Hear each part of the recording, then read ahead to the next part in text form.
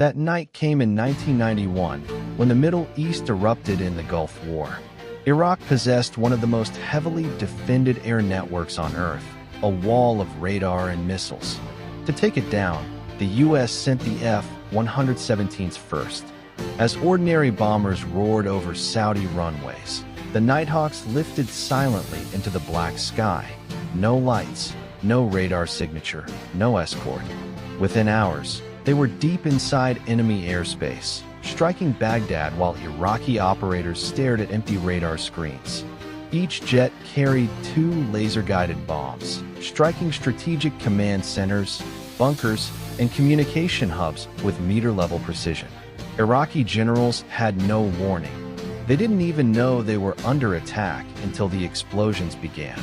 Over 6 weeks, the F-117 flew more than 1,250 combat missions, destroying the heart of Iraq's military infrastructure, and not a single one was shot down. U.S. commanders called it shock and awe before the phrase even existed. For the first time in history, stealth wasn't theory, it was domination. When the Pentagon finally revealed the aircraft to the public in 1988, people thought it looked alien. Its jagged edges and triangular frame seemed like a UFO. But after Desert Storm, the world understood. This strange shape was the future of warfare. The Nighthawk would fly again in 1999 during NATO's campaign over Yugoslavia. Night after night, it struck bridges and missile sites. But on March 27th, Serbian forces achieved the impossible.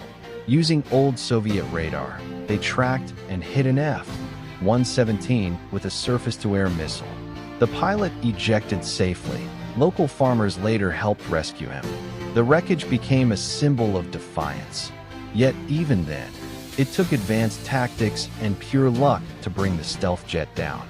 Only one F-117 was ever lost in combat.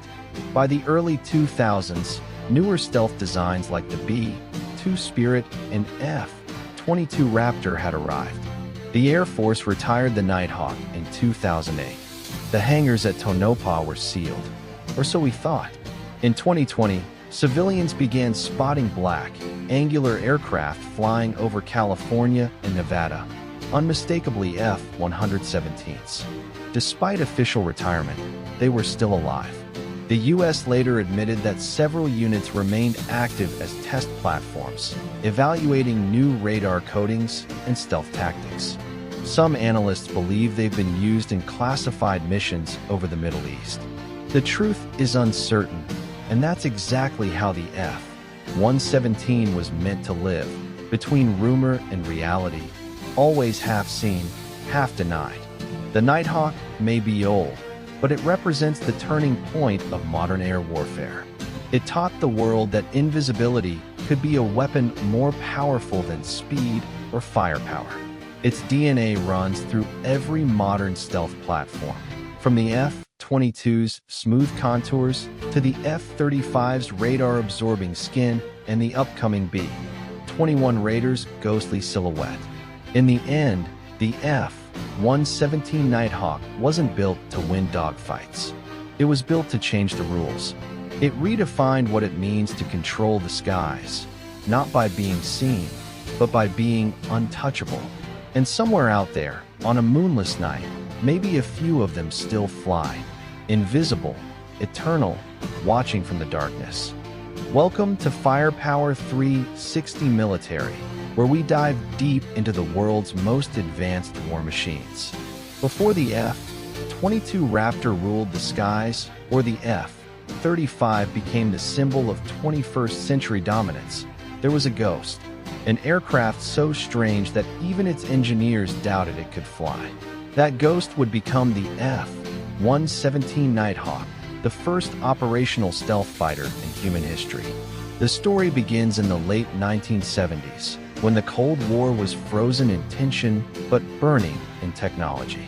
The Soviet Union had radar networks stretching from Europe to Siberia, guided by computers and missiles that could track a target the size of a bird.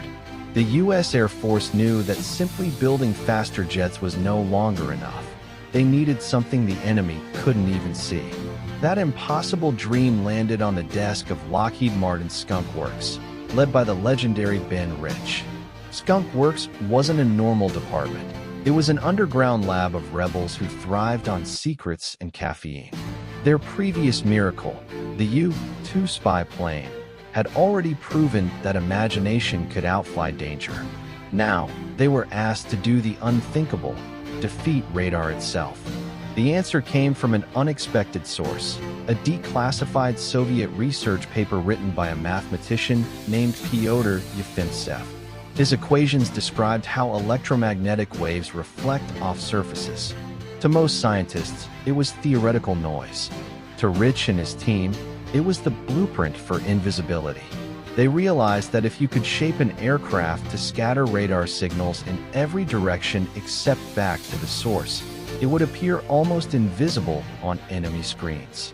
The idea was revolutionary and ridiculous. The resulting design looked nothing like an airplane, more like a flying crystal or a faceted diamond.